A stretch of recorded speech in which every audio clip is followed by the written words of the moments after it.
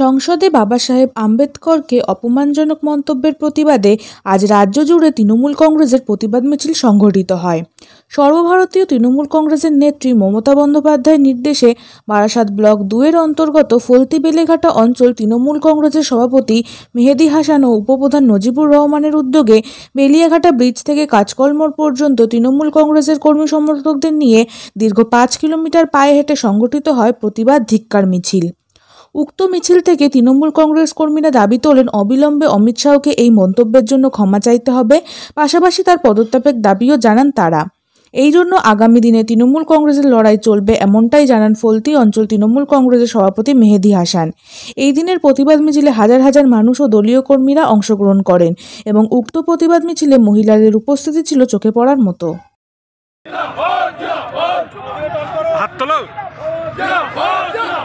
ঠিক আছে। বন্দে মাতরম জয় জয় দাও চলছে না চলবে না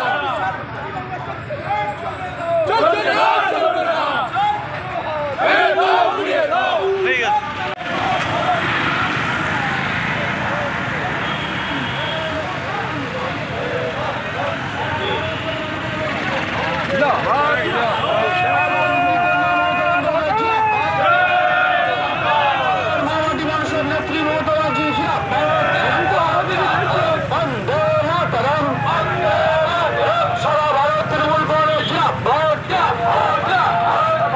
সংবিধানের উপর আঘাত করা হলো কেন? মোদী সরকার জবাব দাও। সরকারকে অপমান করা হলো কেন? মোদী সরকার জবাব দাও।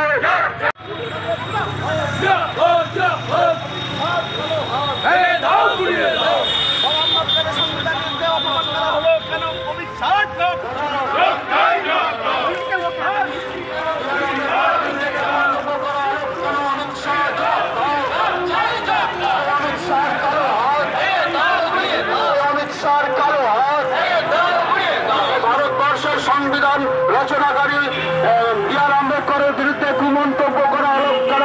অমিত শাহ জবাব দাও। অমিত শাহর কালো হাত। বন্দে মাতরম। সারা ভারত তৃণমূল কংগ্রেস সারা ভারত তৃণমূল কংগ্রেস অবিলম্বে অমিত শাহর পদত্যাগ করতে হবে।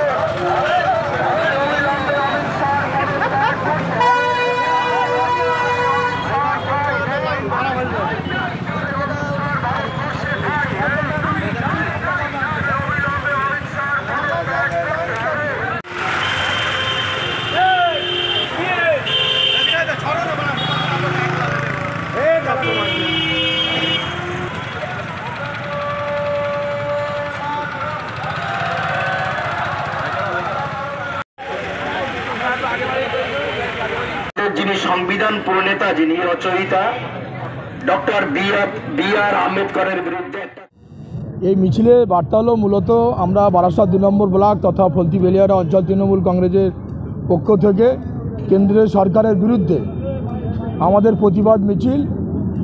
অমিত শাহ যে দেশের স্বরাষ্ট্রমন্ত্রী, যে আইন ভারতবর্ষের আইন যিনি তৈরি করেছেন ডক্টর বি.আর. আম্বেদকর, তার বিরুদ্ধে যে ক্রুচুকে মন্তব্য করেছে, অবিলম্বে অমিত শাহকে পদত্যাগ করা দরকার বা নরেন্দ্র মোদীকেও পদত্যাগ করা দরকার। কারণ এরা 2014 সালে দেশের ক্ষমতায় এসে মানুষকে শেষ করছে, যারা সংবিধান রচনা করেছে তাদের বিরুদ্ধে মন্তব্য করছে, মহিলাদের উলঙ্গ করে রাস্তায় ঘোরাচ্ছে, যারা গরিব মানুষ 103-এর কাজ করে খায় সেসব টাকা বন্ধ করে দিয়েছে, এরোপ্লেন বিক্রি করে দিয়েছে, আবাস যোজনা ঘর বন্ধ করে দিয়েছে, সড়ক যোজনা রাস্তার টাকা উন্নয়ন বন্ধ করে দিয়েছে। আসলে বিজেপি সরকার কি করতে চাইছে? ভারতবর্ষে কি শ্রীলঙ্কা করবে বলে খুঁজছে না কি করতে চাইছে? তাই অবিলম্বে অমিত শাহ পদত্যাগের দাবি রইল ফলতি বেলিয়াঘাটা অঞ্চল তৃণমূল কংগ্রেসের পক্ষ থেকে। দলের নেত্রী সর্বভারতীয় আমাদের নেত্রী মমতা বন্দ্যোপাধ্যায়, তিনি হচ্ছে মানবিক আমাদের রাজ্যের মুখ্যমন্ত্রী। তিনি যে আমাদের ভারতবর্ষে যে সংবিধান আছে সেই সংবিধানকে সম্মান করে, তার জন্য গোটা রাজ্য জুড়ে পঞ্চায়েত স্তর, পৌরসভা, টাউন, ব্লক সবাইকে বলেছে প্রতিবাদ মিছিল করতে। তাই আমরা দলনেত্রী মমতা বন্দ্যোপাধ্যায়ের কথা শুনে রাস্তায় নেমে তার প্রতিবাদ, অমিত শাহর পদত্যাগের দাবি।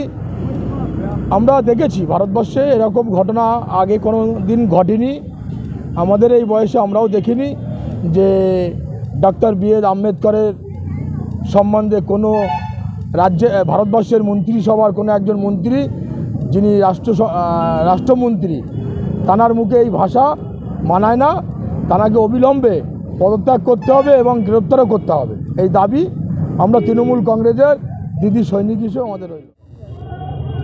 ভারতবর্ষে একটা বিশৃঙ্খল পরিবেশ তৈরি করার যে বিজেপির চক্রান্ত, ডক্টর ভীমরাও আম্বেদকরকে অপমান করা বা তার প্রতি তির্যকমূলক বক্তব্য তারই একটা অংশ।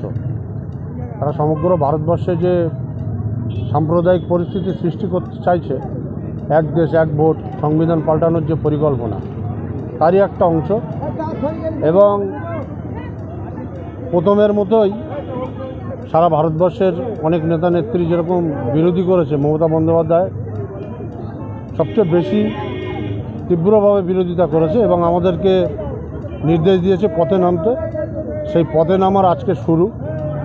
আগামী দিন যদি স্বরাষ্ট্রমন্ত্রী নিঃশর্ত ক্ষমা না চায়, তাহলে দল যেভাবে বলবে আরও তীব্রভাবে এই আন্দোলনকে বাস্তবায়িত করা হবে আগামীতে।